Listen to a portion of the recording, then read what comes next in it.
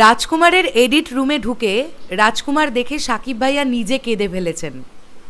ভাবো তো তাহলে দর্শকরা কি পেতে চলেছে এবার রোজার ঈদে। প্রিয়তমা দেখে বেরোবার সময় চোখ মুছতে মুছতে দর্শক বেরিয়েছিল।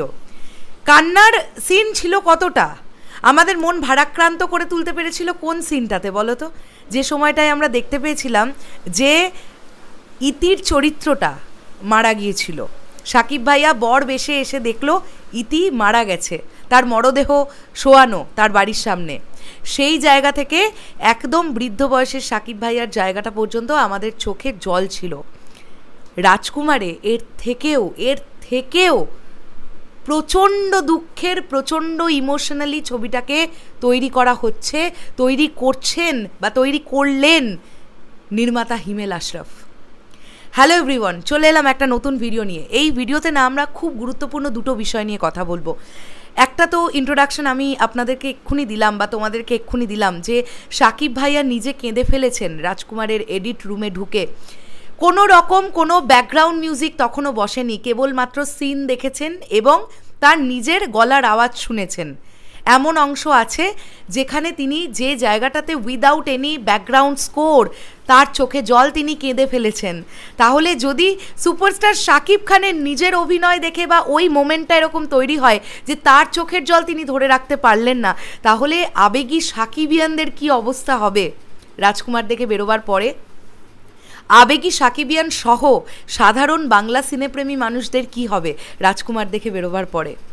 এই ছবি তো প্রিয়তমার রেকর্ডকে ভাঙবেই, ভাঙার জন্য এই ছবি প্রস্তুত। আর মাত্র 6টা দিনের অপেক্ষা। এটা একটা দারুণ বিষয়। আমি ধন্যবাদ দেব মালেক আফসারি সাহেবকে। মালেক আফসারি সাহেবের ভিডিও থেকে এটা জানতে পারলাম। তোমরা নিশ্চয়ই তার করা ভিডিওটা দেখে ফেলেছো, তোমরা যারা দেখোনি অবশ্যই দেখতে পারো।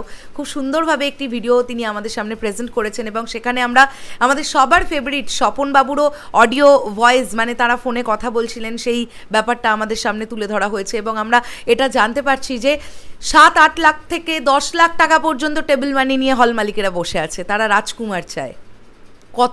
কতটা গ্যারেন্টি থাকলে একটা ছবিতে হল মালিকেরা এরকম করছেন? ভাবতে হবে আমাদের, না ভাবতে হবে। মেগাস্টার শাকিব খান, কারা বলে না অভিনয় করতে পারেন না উনি? আমি দেখব। একবার প্রিয়তমার পরে বলেছিলাম যে ওই বৃদ্ধ লুকের যে জায়গাটা বা যেখান থেকে সাকিব ভাইয়ার ট্রান্সফরমেশনটা শুরু হলো, যখন থেকে তিনি আর ইতির খোঁজ পাচ্ছিলেন না, তিনি নেশা করতে শুরু করলেন, তিনি একাকিত্বের মধ্যে চলে গেলেন, সেই জায়গা থেকে সাকিব ভাইয়ার যে প্রেজেন্টেশন শেষ পর্যন্ত। আর এই রাজকুমার ছবিতে একাধিক জায়গা আছে দর্শককে বারবার কাঁদাবে, দর্শক বাকরুদ্ধ হয়ে যাবে, মুখ থেকে কথা সরবে না। এমন ইমোশনাল কিছু সিন আছে বন্ধুরা রাজকুমার ছবিতে যা আমরা কেউ ভাবতেই পারছি না। এটা গেল একটা দিক। আর একটা জিনিস বলি, একজন সাকিবিয়ানকে নিয়ে কথা বলি এই ভিডিওতে।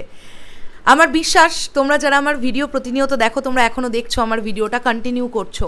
বিজয়কে আমরা সবাই চিনি, বরিশালের বিজয় সে মধুমিতা সিনেমা হলে নিজের টাকা থেকে 100টা টিকিট গিভঅ্যাওয়ে করবে। 100টা টিকিট, মানে 10টা 15টা 20টা না, 100 টিকিটস সে গিভঅ্যাওয়ে করবে।